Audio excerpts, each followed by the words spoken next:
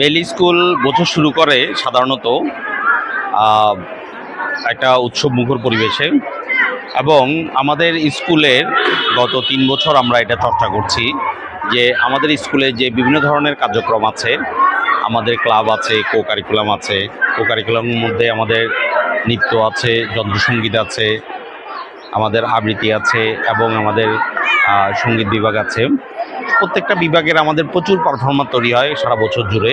তাদের একটা পারফরমেন্স জন্য আমরা এই সাংস্কৃতিক পর্ব করি 2 দিন ব্যাপী। আমাদের নবীন বাচ্চা যারা আসে তাদেরকে আমরা বরণ করে নেওয়ার জন্য একটা নবীন বরণ উৎসব আমরা করি। এর বাইরে আমাদের অভিভাবকদের অংশগ্রহণের জন্য আমরা পিঠা মেলা, আঞ্চলিক খাবারের উৎসব, হস্তশিল্প মেলা, তারপর আমাদের শিক্ষার্থীরা যে সারা বছর বিভিন্ন বই পড়ে, সে বইগুলো তারা চায় তাদের বন্ধুদের সাথে শেয়ার করতে, ফলে আমরা কিছু বই উৎসবের আয়োজন রাখি। আমাদের এখানে সারা বছর বাচ্চারা যে চারুকারুর কাজগুলো করে, আঁকা আঁকির কাজ করে মনের আনন্দে, সেগুলোকে ফ্রেম করে আমরা একটা প্রদর্শনীর ব্যবস্থা করি। এবং এটা একটা প্রতি বছর আমাদের বেলি স্কুলের শিক্ষার্থীদের হাত দিয়ে এত চমৎকার অনেকগুলো কাজ ইতিমধ্যে এসছে। আমাদের এখানকার যে বুদ্ধিজীবী সমাজ, আমাদের এখানে যে চারুকলার বিভিন্ন যে ব্যক্তিবর্গ আছেন ইতিমধ্যেই প্রতিষ্ঠিত, তাদের মধ্যেই আমরা এগুলোর অনেক কাজগুলোর প্রশংসা পাই।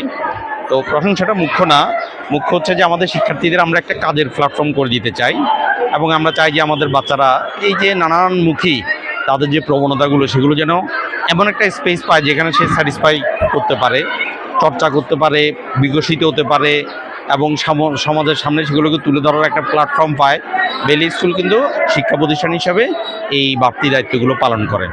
তো এই কারণে আমাদের আসলে এটা 3 দিন যথেষ্ট সময় না, এটা মিনিমাম 1 সপ্তাহ করা উচিত আমাদের যে পরিমাণ কার্যক্রম আছে। তারপরেও আমাদের যেহেতু একাডেমিক চাপ আছে, আমাদের বিভিন্ন ধরনের ডিসিপ্লিন আছে যেগুলোর জন্য আমাদের একটা একাডেমিক ক্যালেন্ডার অনুযায়ী সময় নির্ধারিত, সেই কারণে আমরা প্রোগ্রামটাকে 3 দিনই করতে হয়। তো নিঃসন্দেহে 2026-এর আজকে শেষ দিন এই 3 দিন ব্যাপী অনুষ্ঠানের, এবং আমরা খুবই আনন্দবহুল, খুবই প্রাণবন্ত, অংশগ্রহণমূলক, সৃজনশীল একটা দিন 3 দিন আমরা শেষ করেছি। আজকে 3য় দিনে তাদের ক্রীড়া পর্ব ছিল।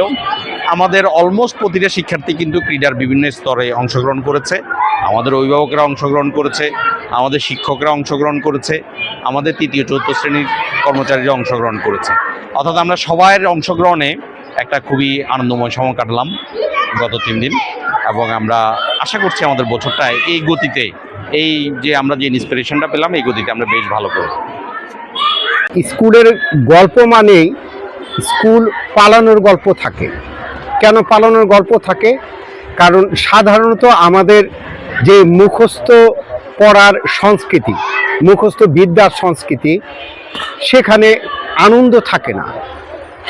সেক্ষেত্রে বেলি স্কুল এবারের আমাদের 2026-এর যে স্লোগান, সেটা হলো উৎসবে হোক শিক্ষার শুরু।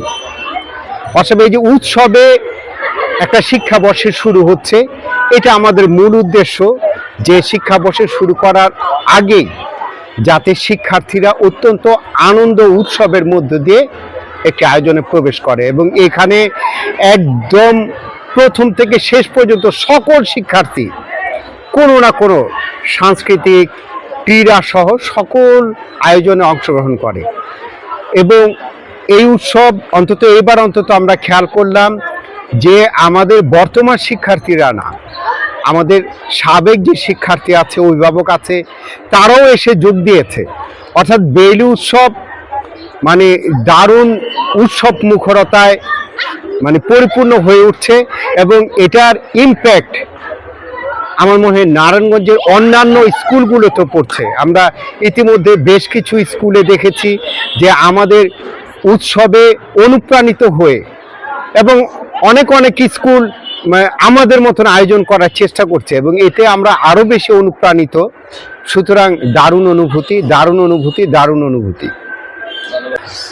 আমাদের আজকে শেষ দিন, 3 দিন উৎসবের আজকে ছিল ক্রীড়া উৎসব, এবং যেমন খুশি তেমন সাজো আমাদের ছিল প্রভাতী শাখার সকল শিক্ষার্থীরা এবং দিবা শাখার শিক্ষার্থীরা।